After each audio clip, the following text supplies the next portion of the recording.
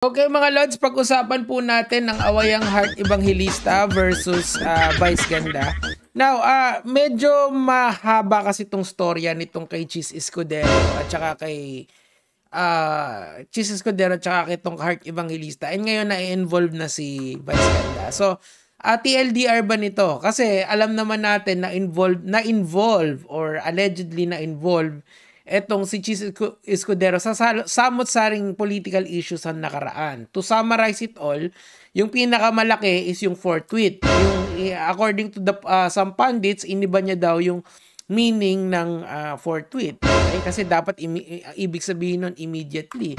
Ibig sabihin, pagpasa ng articles of impeachment, ina-argue nung iba na dapat ay pagulungin ng impeachment. Pero in defense of Chis Escudero, ang nangyari doon ay kinampihan naman yung position niya ng Supreme Court kasi nga defective daw yung impeachment complaint. Yung complaint, kumbaga mali yung pagka-file. Okay? So, isa-isay natin. Tapos pangalawa naman, yung kay Lubiano. Yung si Lubiano, yung kanyang contributor sa kanyang campaign. Okay? So, isa na naman yun. Okay? And quite recently, mga Lods, merong mga connection daw yung kamag-anakan ni Chis Escudero sa mga kontraktor. Okay? So, kung mapapanood nyo yung ibang content natin, meron mga videos tayo na nireactan and yun nga, lumalabas ay may mga connection daw sila. And wag na lang yung mga ganon. Wag na lang yung mga issue na yon. Meron isang clip na nagwa-viral noon pa na kung saan si Chis Escudero ay nagregalo ng 1 milyon. Worth na $1,000, $1 million, sorry, na singseng kay Heart Evangelista, okay? And recently, mga Lods, lumabas na po yung SALN ni Chis Escudero. Ang nakasulat doon is 18 million pesos lang ang net worth niya. Well, that is still a lot of money. Even if magtrabaho ang isang normal na tao, buong buhay niya, hindi talaga aabot sa ganon. That's the reality. That's the sad reality of life. Pero, how can you gift your wife $1 million daw yung singseng, di ba? Well, hindi natin alam, di ba? Maybe it's a prank, but you know, who knows? Pero yung mga Louis Vuitton ni Heart Evangelista ang dapat nating dyan, silipin, di ba? Kasi in my opinion, sa bagay, may pera naman daw si Heart. Pero, sana lang maglabas din ng SALN si Heart, di ba? Para malaman natin kung gaano talaga sila kayaman. So, given all that context, mga Lods, bumunta na tayo sa Vice Ganda versus Heart Evangelista. Okay, let's go. Baka kinukwento ko sa iyo, may pinuntahan akong lugar sa probinsya nila Heart Evangelista. Na isang paaralan na walang reading materials. Pinagawa ko ng eskwelahan. Yun. At nagpadala ako ng tulong. Okay, so let's be clear here. Ang alam kong proseso, ang mag-set ng mga classroom ay ang DepEd, okay? So, dikit-dikit to mga Lods, kung DepEd ang magsiset ng classroom or sila yung may budget for that, hindi ba dapat yung DepEd secretary yung sinisisi? Well, that's not really entirely correct kasi makikipag-coordinate ang DepEd or ang DPWH sa local LGU ng Sorsogon. That's the point. So, ending, yan dapat systemic yan. Systematic yung pagpapagawa ng mga tawag dito, ng mga proyekto sa gobyerno. So, kung ang undertone dito ni Vice Ganda, kung hindi kinukurakot yung pera, hindi sana nakakabuo sana ng mga classroom. Ang nalaman natin ngayon, ang daming classroom na hindi nabuo. 22 lang yung classroom na nabuo ngayong nung unang kalahati ni Pangulong Marcos. That's the point, okay? Kaya na-frustrate si Vice Ganda dito. May point naman talaga siya. Malakas yung point niya na dapat isisi ito doon sa mga tao sa taas. That's really the point here.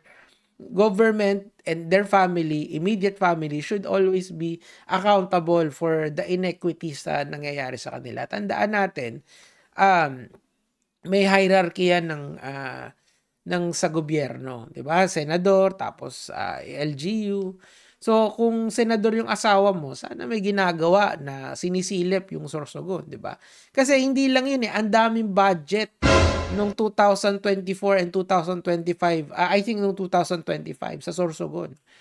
So, bakit naman ganun? Ang daming budget, tas wala man lang di ba?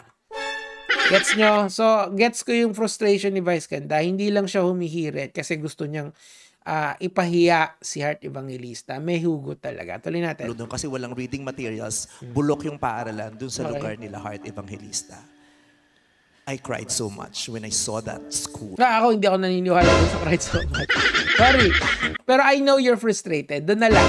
Para kasing emotional di ba?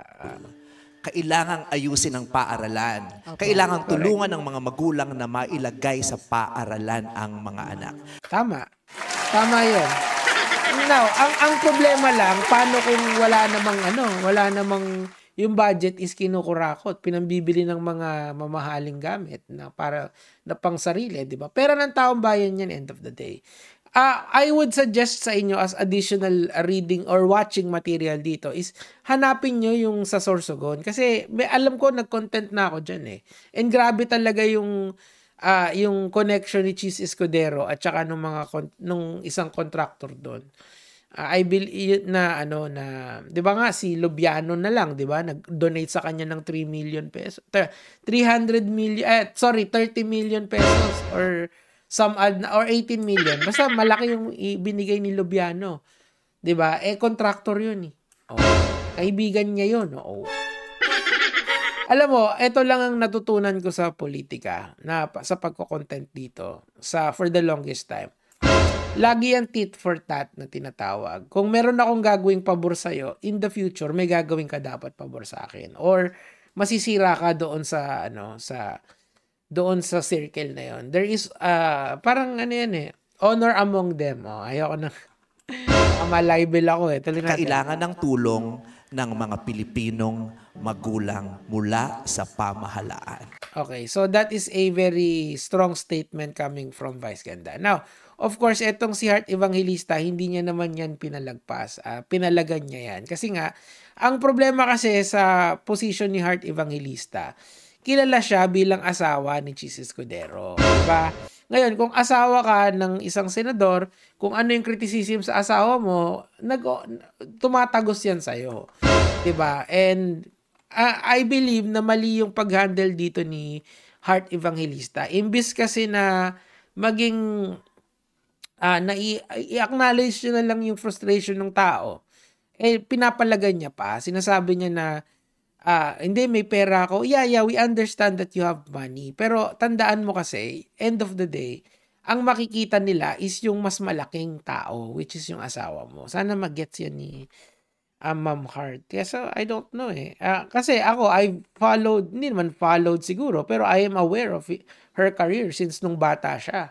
Literal, nung matinee idol pa lang siya, nung nagsisimula pa lang siya bilang artista, nasusubaybayan ko na siya. So alam ko and alam ang rinig-rinig noon dun sa circle nila, mayaman talaga si Heart to begin with. 'Di ba nga ayaw nung mami niya na asawahin niya si Cheese Escudero kasi they can live a comfortable life with or without Cheese.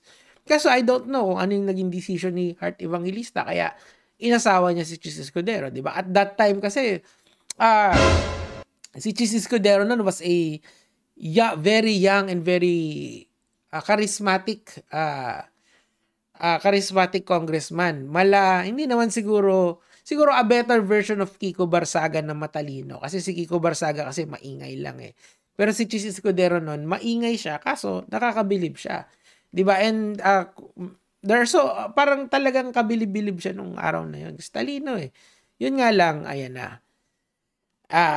Siguro, sabi nga nila, eventually, kakainin ka ng sistema. Siguro, yun yung nangyari sa kanya. Pero benefit of the doubt, maybe not. Ngayon, sumagot dito si Heart Evangelista, sabi niya. Saang probinsya ni Heart Evangelista po ang sinasabi mo? Sa DepEd po kayo manawagan. Pero merong budget ang DepEd para sa school building reading material na sinasabi mo. Ano ang mini-mention mo na Heart's name? Para Mema? Mema sabi lang, kaloka,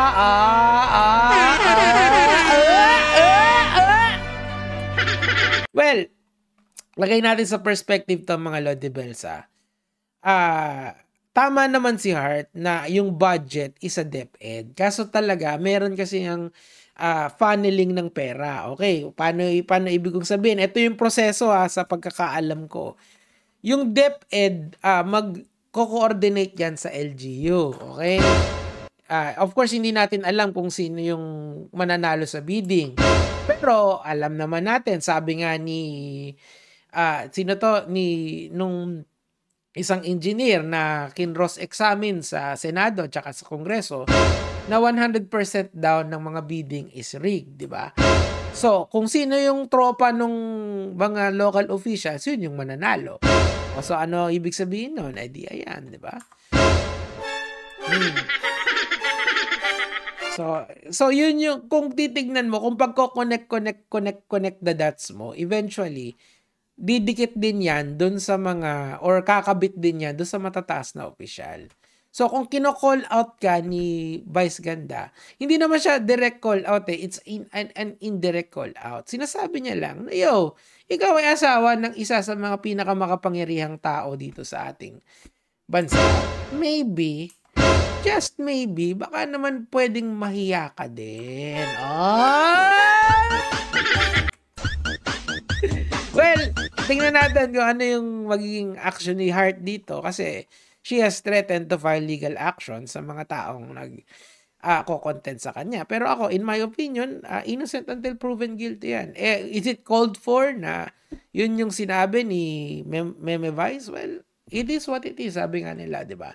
Kayo, ending yan, tayong mga Pilipino, tayong mga netizens, ang magde-decide kung si Chis Escudero ba pagdating ng 2028 is really worth our time and our money. Yan lang naman po yun sa akin for today.